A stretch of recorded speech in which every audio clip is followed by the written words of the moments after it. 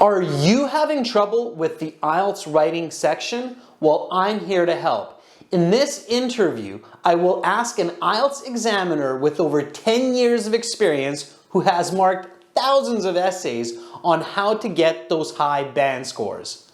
To watch the full interview, click the bubble at the top of the screen or tune in to our YouTube channel each week for a new episode. Now watch and learn. I want to ask a popular notion or answer a popular kind of myth or idea. Many students, through my years of experience, I've noticed use template essays from the internet, from their classrooms, from other resources. For instance, where their thesis statement might read something like, this essay will discuss the benefits and demerits of using cars for commuting to work. In your experience, how effective are these kinds of template thesis statements or sentences in the essay? Extremely ineffective. It's the case many times when I was examining and I would read those, because it's often in the introduction, right? And you'll see like it'll be a relatively simple topic, like about maybe traffic jams. And then the writer will use like words like phenomenon. And these kind of words and this, as you just said, like those typical expressions, as an examiner, as soon as I read those in the introduction, I don't discredit it, but it shows me that it's memorized language. And when you see this kind of template, as you mentioned, you can feel that that's not the writer's real voice. They're not losing points, but you can feel that that's not their real voice.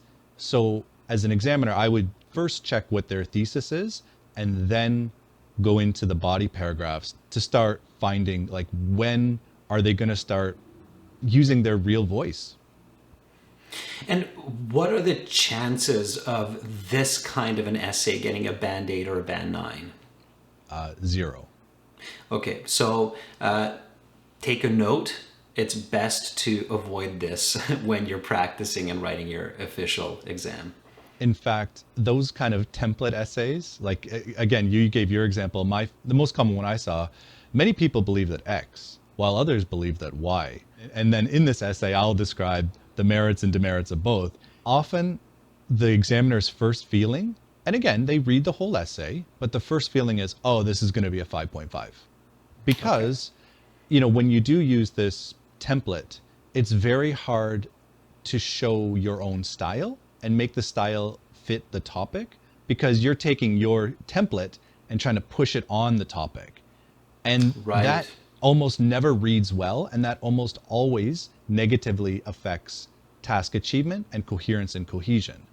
Because you're using these connecting words and you're using them quite unnaturally. So often the most common score when I see these types of essays is 5-5, you know, for task achievement 5, coherence and cohesion 5, and then for grammatical and lexical, a 6. Yeah. And referring back to what we talked about, arguably the task achievement, coherence at the end of the day are the most valuable characteristics, especially for those higher band essays. So that makes sense.